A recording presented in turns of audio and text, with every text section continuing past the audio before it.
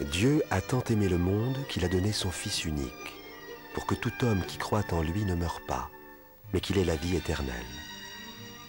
Car Dieu n'a pas envoyé son Fils dans le monde pour juger le monde, mais pour que le monde soit sauvé par lui.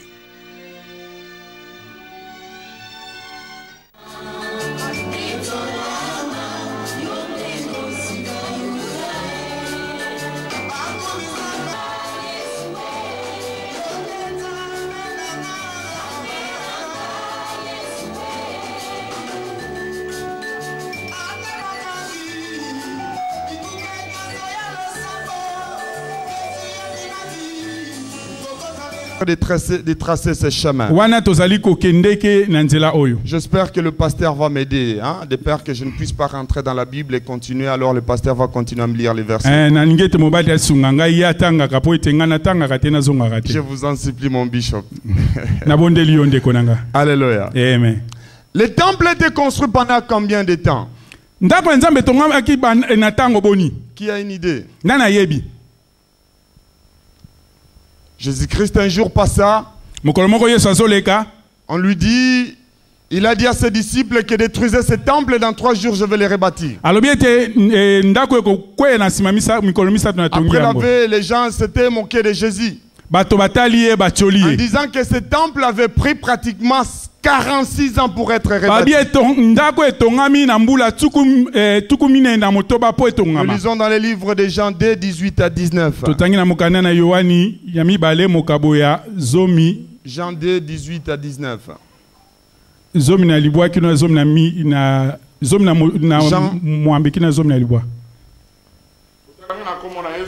18 à 19. Bible lobby. Le juif prit la parole et lui dit: quel miracle nous montre-t-il pour agir de la sorte? Jésus leur répondit: détruisez ce temple et en 3 jours je le relèverai. Amen. Alléluia. On continue, bien aimé. Verset 20. Le juif dit: il a fallu 46 ans pour bâtir ce temple et toi en 3 jours tu le relèveras. Mais il parlait du temple de son corps. Quand il fut ressuscité d'entre les morts, ses disciples se souvinrent qu'il avait dit cela, écrire à l'écriture et à la parole que Jésus avait dite. Merci, pasteur. Vous comprenez que le temple, ça a pris 46 ans. Alléluia. La prophétie ici de cette première semaine concernait la reconstruction du temple 1. La deuxième des choses, la reconstruction de la ville Jérusalem. Nous allons essayer de lire dans le livre de Néhémie. Néhémie 2, versets 1 à 6. La Bible nous dit que les constructions ou ce travail se passera pendant des moments difficiles. Le pasteur va nous lire cela. Néhémie 2, versets 1 à 6. Au mois de Nissan, pour la 20e année, la 20e année du roi Astarchès, comme le vin était devant lui, j'ai pris le vin et je l'offris au roi. Jamais je n'avais paru triste à sa présence. Le roi me dit: pourquoi as-tu le visage triste? Tu n'es pourtant pas malade, ce n'est peut-être qu'un chagrin de cœur. Je fus saisi d'une grande crainte. Et je répondis au roi que le roi vive éternellement. Pourquoi n'aurais-je pas le visage triste alors que la ville où sont les tombeaux de mes pères est détruite et que ces forts ont été dévorés par les feux? Le roi me dit: au fait, que demandes-tu donc? Je priai les dieux des cieux et j'ai répondu au roi: s'il pleut au roi et si ton serviteur a sa faveur, envoie-moi en Juda vers la ville des tombeaux de mes pères pour que je la rebâtisse. Le roi auprès duquel la reine était assise me dit alors: combien de temps ton voyage durera-t-il et quand sera-t-il de retour? Il plut au roi de me laisser partir et je lui indiquai une durée. Alléluia. Amen. Je vais lire le verset 17 jusqu'au verset 19. De Néhémie toujours 2. Je leur dis alors: vous voyez le malheur où nous sommes. Jérusalem est détruite et ses portes sont brûlées par le feu.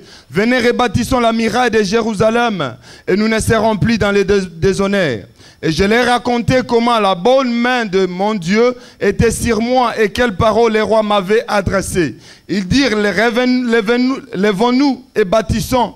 Et ils se fortifièrent dans cette bonne résolution. Sambala, les Horonites, Tobija, les serviteurs ammonites et Geshem l'arabe. Les uns appris se moquèrent de nous et nous méprisèrent. Ils dirent, que faites-vous là? Vous révoltez-vous contre les rois? Je leur fis cette réponse, le Dieu des cieux nous donnera le succès.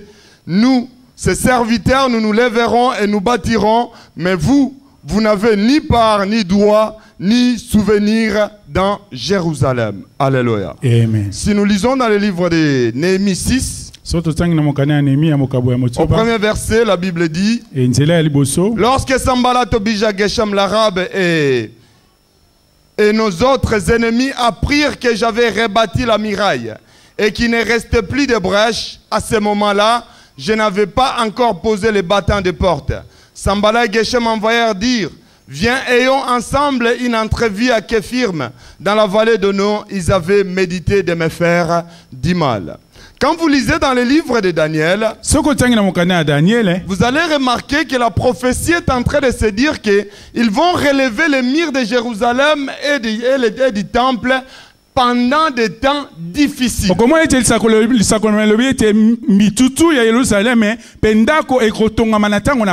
Est-ce que quelqu'un me suit ce soir?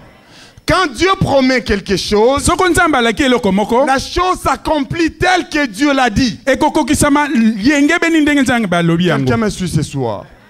Et le problème de bâtir le temple de Dieu, ce n'est pas l'affaire de Sambala ni de Tobija. C'est notre problème propre. Parce que les Sambala et les Tobija ne seront jamais contents de nous voir nous en train de bâtir cette église de la terre. Les gens de faire la guerre. Mais Dieu vous donnera le succès parce que cette affaire lui appartient. Est-ce que quelqu'un me suit? Amen. Quand vous voulez bâtir quelque chose pour Dieu, il y aura l'adversité qui va venir. Et cela, ça nous montre que pendant que Jérusalem était détruit, le temple était détruit, le peuple de Dieu ne savait plus savourer la gloire de Dieu. Certainement. Quand les choses ne marchent pas dans l'église, il y a une seule personne qui est contente. C'est le diable. Nous qui sommes le peuple de Dieu, on ne peut jamais être dans la joie. Alléluia. Amen. Dieu avait dit, pendant des temps fâchés, et les 46 ans étaient seulement pour le temple. 46 ans, c'était seulement pour le temple. Et